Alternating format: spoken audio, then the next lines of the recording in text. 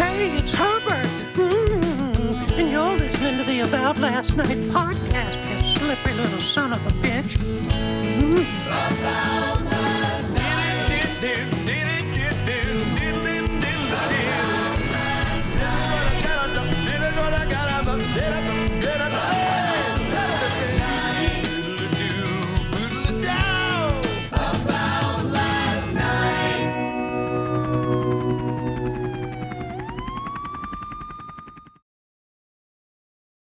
Welcome back to the show. How are you? Drinking coconut water. Taking a break from booze, pot, and soda. We'll see how long this lasts because I'm going to Dave Chappelle's this weekend in Yellow Springs, Ohio to do shows. See, my brain's already not functioning properly because it's going through withdrawal. No, I just, I think just too much. Too much in a short amount of time. Not even that. There's everything in moderation, but this is like space cadet can't. You start to sound like William Shatner, like at the drive-thru. You'd be like, "Hey, can I get a fry?" Everyone's like, "What?" Just one single fry, by the way. That's probably why I said it's time to stop smoking weed. Coconut water. Is it good? I don't know. How do we feel about coconut water? Let's move on. This is a boring topic. Let's get to some exciting news. Well, last week I did some bucket list, make-a-wish, however you want to view it, stuff that I never thought I'd get to do. I got to be in the radio booth for the Seahawks-Chiefs preseason game. Awesome. Awesome. Want to be a broadcaster as a kid. Never thought I would, and I still am not. But, getting to be at camp at the Virginia Mason Athletic Center in Seattle and be around the coaches and the players and be in the practices and players coming up to me and saying they're fans and sitting in Mike McDonald, our head coach's office with the defensive coordinator, Aiden Durde, and listening to them game plan and then bullshitting in between and then hanging out with John Schneider, the GM, and Sam Darnold. It's awesome. It's very cool. I think any comedian that likes sports, it's one of the cooler things about our job is when the world starts to cross over.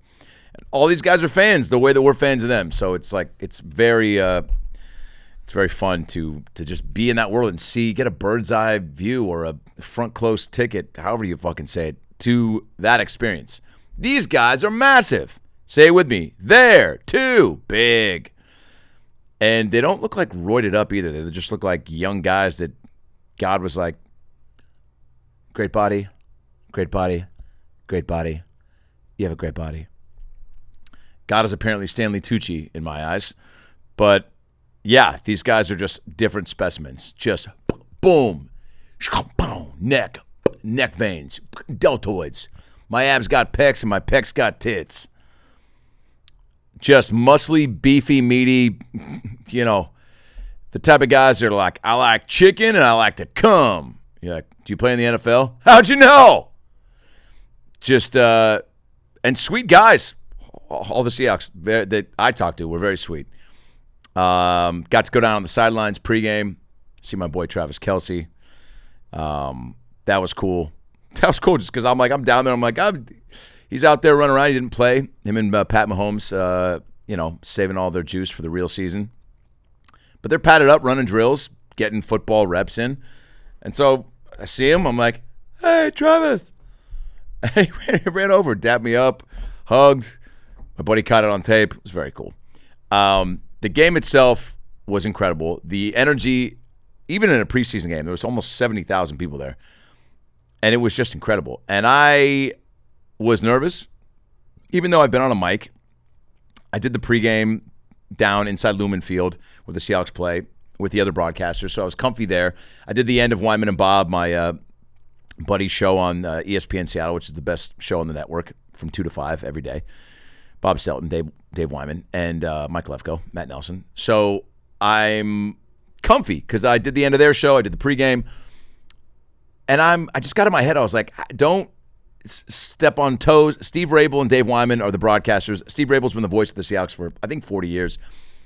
I know his cadence. I've listened to him call 1,000 games. So I just know when he's going to start, when he's going to stop. And you just kind of feel around that. It's like being on a podcast. Listen, absorb, speak. I tried to insert some catchphrases.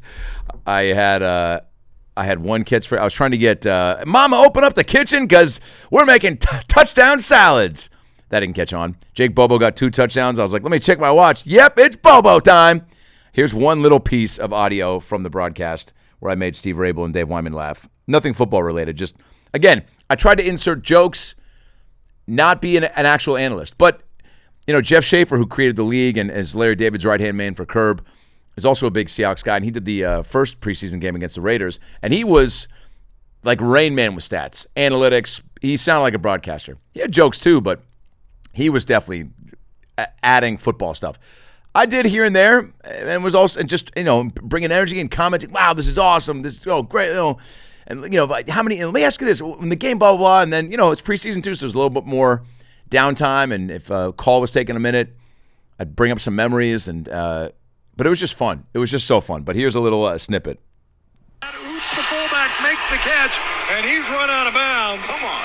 You keep running downhill to the right side, that play fake, and then roll back naked boot to the left. Naked boot, that you'll want to put that somewhere in another one of your specials? It probably is. That's a band I was in middle school. I played the bass clarinet. I got kicked out after 2 rehearsals. Bass clarinet, a 13-yard gain. This is going to be a long night, friends. 1st and 10. Strap in. At the Kansas. Oh, man. I mean, just so fun. Anyway, I have that whole – I don't think they'd let me put up that broadcast, but I should post some more snippets of it. But unbelievable. The Seahawks are a first-rate organization. I mean, they have so many people working there, and it's a well-oiled machine. The security, the concessions, the people in the suites, the people in the broadcast booth.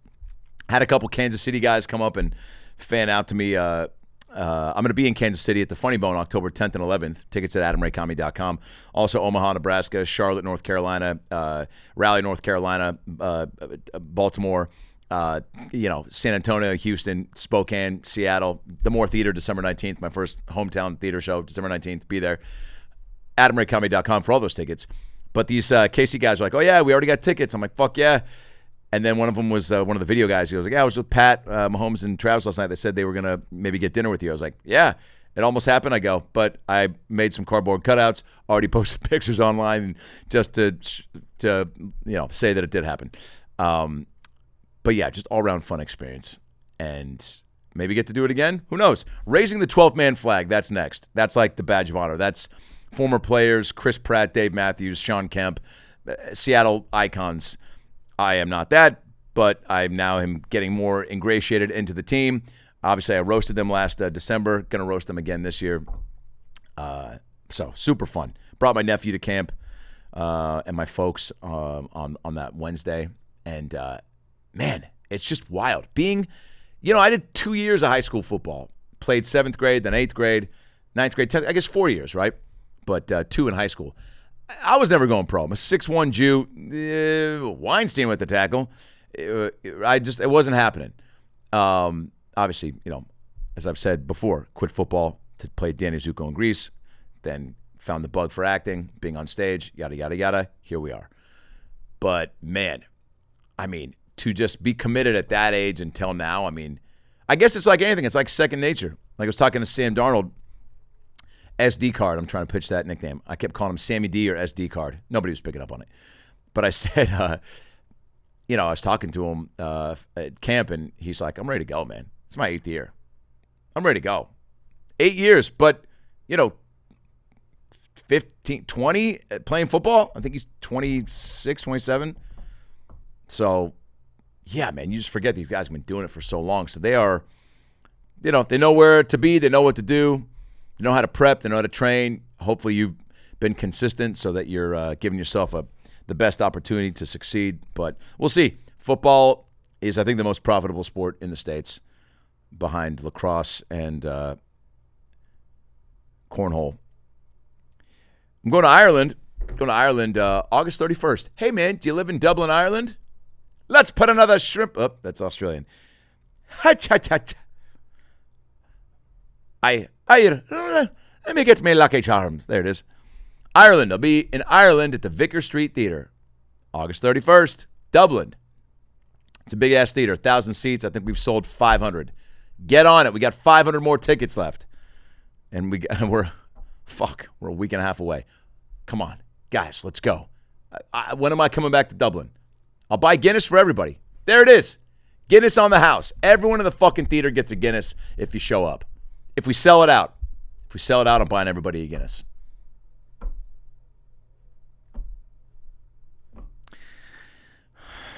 How much would that be? But let's figure out. Let's crunch the numbers though. But hey, maybe a shot. Maybe we go to a bar after, and whoever comes from the show to the bar, then we drink. I've heard Ireland's a great place to perform. I've heard you guys love American comedy. Come on out, Vicar Street Theater, August 31st. Tickets at AdamRayComedy.com. Gonna hang in Ireland for a couple days and go to Italy. I'm not sure if Italy has American comedy clubs. I don't have a show lined up. Maybe pop into a ravioli cooking class and just, I don't know how they receive. I mean, they speak English, so they probably pick up on it. There are some Italian well, Sebastian Maniscalco, I guess, is known for being, I guess, one of the more famous Italian comics.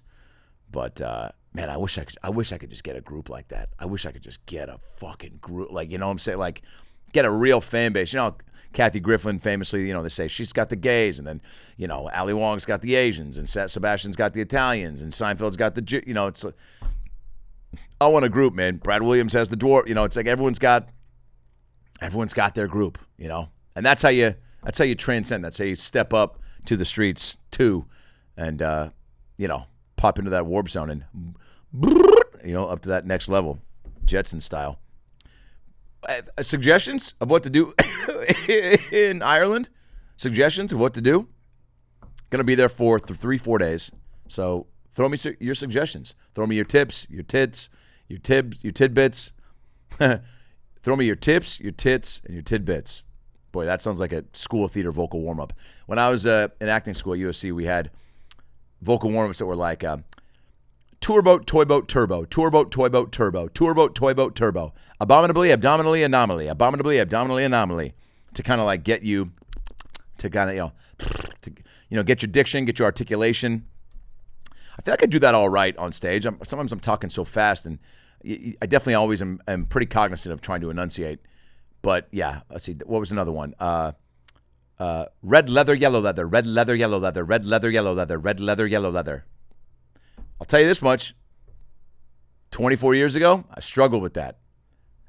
And here I am now to tell my story. I've been doing this new bit on stage that I really like. It's a story about getting into an altercation with a guy with Down syndrome at a Wetzel's Pretzels. And you know what? I'm just going to leave it at that. But the bit is being worked on, massaged, fucking Papa John pizza, working it out. Just need a few more beats and a stronger ending. But it's fun. It's getting a great response. People are enjoying the story, and I got some. What I'm liking to do now is to, have the story. It's fun to start telling the story, and then add on to it, and then go back to it. Do you know what I'm saying? Like, I open up with the premise, and then I give some backstory to how we got here. Almost like, I guess, a Tarantino or Bruce Willis movie where it's like it shows you, not the ending, but like, here's the world. So I guess if you like saw a shot of Star Wars, and then like this galaxy, and then you went back to Earth at a Wetzel's Pretzels and saw me getting into an altercation with a kid with Down syndrome. There's a better analogy for this, but I'm excited. I have a show after this at the Hollywood Improv. It's fun to have a lot of new stuff that you like. And it makes some of the stuff that's not as new more exciting to tell, because I know I've got a youthful energy to kind of, ride into the stuff that's strong. But now I'm doing what I honestly heard Louis C.K. do on an interview once. He now opens with his closer. I don't know if he still does this, but he did at the time to challenge himself to follow that. Do you know what I'm saying?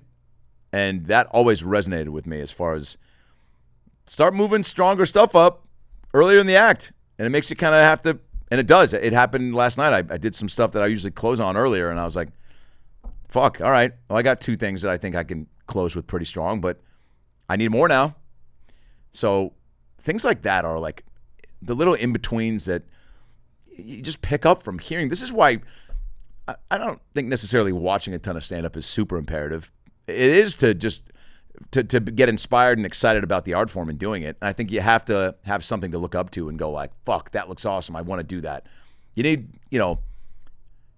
more visual goals. At least I do. I did. I couldn't just go like, I want to be on Netflix in a year. It was like, I want to get better. I want to control what I can control. I want to get better, push myself, and try things that I've talked about doing for a while. That's how I kind of approach each year and creatively, pushing the envelope for myself. But all right, listen, guys, I got to talk about these chubby shorts real quick because I've basically retired every other pair of shorts I own. Now, I got to tell you guys something. No BS aside, I've done a lot of promos and stuff, but chubby shorts are my favorite of all time. I've been rocking the original stretch shorts all summer long, and I'm obsessed. They have an elastic waistband. They're super comfy. They come in multiple lengths, so whether you're thigh forward or a little more modest, you're covered up. They're lightweight. They move with you, and they've got that I'm effortlessly stylish, but also I might dominate the cornhole energy. The swim trunks, look, now that I am in an area where a pool is very close, I'm in swim trunks a lot, okay? I wore the Classic Line swim trunk to the beach last weekend, and in the pool the weekend after that, it was perfect, dude. The quick dry fabric, I'm so excited. I'm stumbling over my words. The 4-way stretch and the liner, it doesn't give you that weird itchy mesh. It's a soft boxer brief liner that actually supports you without suffocating your balls. I swam, I grilled, I sat in a chair for 4 hours. I rode an edible high for another 6. No chafing. That's a win. Here's the sleeper hit, the Chubbies Performance Polo. I wore one to brunch the other day, and I'm just going to say I got a lot of looks from guys and gals. Structured collar, 4-way stretch, breathable fabric. It's one of the shirts that works for a cookout or a random walk around the neighborhood looking at houses you want to buy or a dog you want to pet. If you want to go to a rehearsal dinner or a funeral, there's no wrinkles, there's no sweat marks, just solid shirt wearing, baby. When the sun goes down, switch into the eyewear shorts. They go with everything. Feel amazing, and honestly, look, no other shorts make you feel like you got this much swagger. The other shorts that I've worn in my life are like cardboard, like toilet paper at like a Starbucks, it's like printer paper. Whether you're suiting up for cannonballs, cookouts, or casual Fridays, Chubbies has you covered. For a limited time, my ALN listeners are going to get $10 off your order with promo code ABOUT at chubbyshorts.com. Right now, go to chubbyshorts.com, promo code ABOUT for $10 off your order. Support our show. Let them know that we sent you. Give summer one last hoorah. Keep the good vibes going with Chubbies. And if you don't believe me, check this shot of me in a full Seahawks Chubbies outfit, polo and shorts. Yeah. Do I look happy? You goddamn right I do. Chubbies. Do it. I'm doing a Bruce Robbins show next week, August 27th. First time at the Dynasty Typewriter doing a show. If you don't know the character Bruce Robbins, let's cut to a clip. Again, like I said, I came out here to L.A. to be a real estate agent because the market out here is fucking bonanza bonkers. It's just fucking bubblegum and yo-yo tricks, and everyone's all like, oh, you can get a 2-bedroom for $15 million. I'm like, suck my dick and my twat. But, you just have to be on the lookout and find the right space for you. Do you want a backyard? Check. Do you want a pool? Check. Do you want one of those bubble boy cages that you can put a person in if you're into that stuff? If you're into putting people in bubble cages? Check. So that guy, he's a Hollywood medium, mentalist, talk show host, real estate mogul, party planner. He does it all. And I'm doing him as a mentalist show. Jay Moore and Melissa Villasenor are the guests. Dynasty Typewriter, August 27th, 7:30 p.m. This might be the first and only show I do.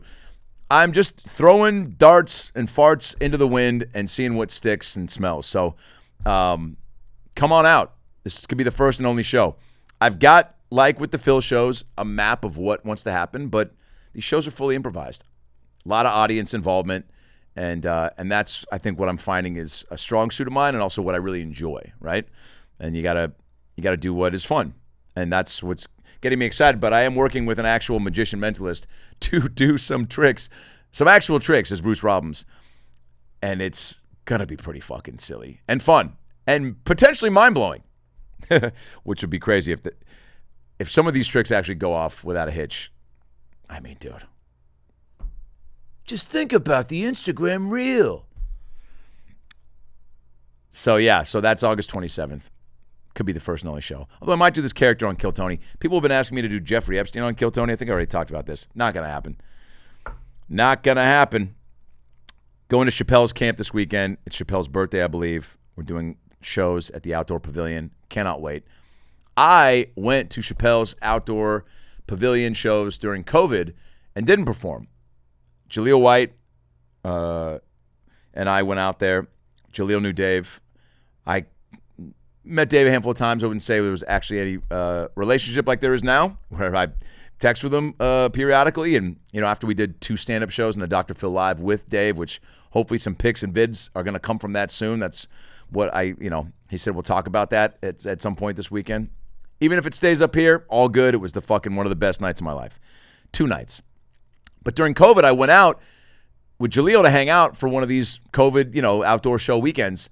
As soon as we land, they test everybody, and then you're good to hang. And it was Michelle Wolf, Donnell Rawlings, Sarah Silverman, Tiffany Haddish, Common, Louis C.K., John Mayer, and Dave Chappelle. Wow. Oh, and Talib Kweli. Wow. Oh, and me. Huh? I'm standing on the sidelines watching. I'm hanging with everybody, kicking it, all that. Getting to know him and his staff, and Matthew, his photographer, and DJ Trauma, and and I had a great time. But I definitely was. I remember vividly being there and hanging out and just being like, man, I'm just not at a level to like where I know everyone comfortably, and I feel like I should be here. Really, I'm there for the hang for sure, and I'm not taking up space. I'm trying to be cordial and fit into conversations, but everyone there had a reason to talk to each other. Does that make sense?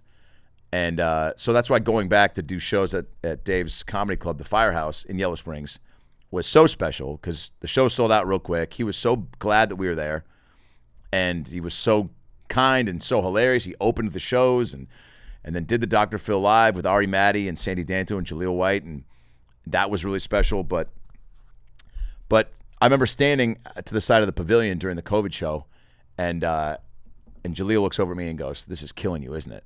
And I was like, "How'd you know?" He's like, "Yeah, because I'm just looking at you, and I can tell it's killing you, watching people perform and you're not performing." And I was like, "Yeah, it really is." So this will be special. Now I'll get to go perform. So that'll be awesome. What if I cry? What if I cry on stage? Dave, thanks, man. This has been a fucking dream come true, man, and a real treat, man. What a weird way to cry. Jeremy's House with Adam Devine is out on my YouTube channel right now, youtube.com/Adam Ray Comedy. We've done a handful. We did Joel McHale, John Stamos, Adam Devine. Timmy No Breaks comes out in a couple weeks from Kill Tony. Check those out. And more to come. A special announcement regarding Jeremy's House very soon. Dr. Phil Live. We are announcing one last show in Los Angeles. It's going to be December 16th at the Wiltern Theater. Tickets go on sale, I think, in a couple weeks. Stay tuned for that. But I'm telling you right now, that's when and where it'll be. December 16th. So mark it off your fucking calendars. The Wiltern, Dr. Phil Live. One last show in L.A. It's going to be stacked. It's going to be stacked, dude. And then I'm going on the Workaholics Cruise. Tickets right here. Me, Nick Schwartz, and Bobby Lee, Beth Stelling, Annie Letterman, Sam J., Brent Morin, and the Workaholics guys. This is importantcruise.com, I believe. Right there. Get tickets. It's in February. You got time, but, book ahead. Just like you want to make that special salsa for your Super Bowl party coming up, get your cruise tickets before they're, say it with me, gone. So many shows coming up. Ireland's the big one, August 31st. Seattle's the bigger one, December 19th. Seattle, Moore Theater, First Theater. Show in my hometown. And then, of course, all these dates in the fall. And then a big announcement for the next year, January through April, theater tour, my first theater tour, as well as Australia. Australia, you've been asking. We're coming. Stand-up shows in a bunch of different spots, as well as some Dr. Phil lives as well. That's right, baby. Stay tuned. Be good to yourself. Shave your head, your back, your pussy, and your crack. We'll be right back. Good night, everybody.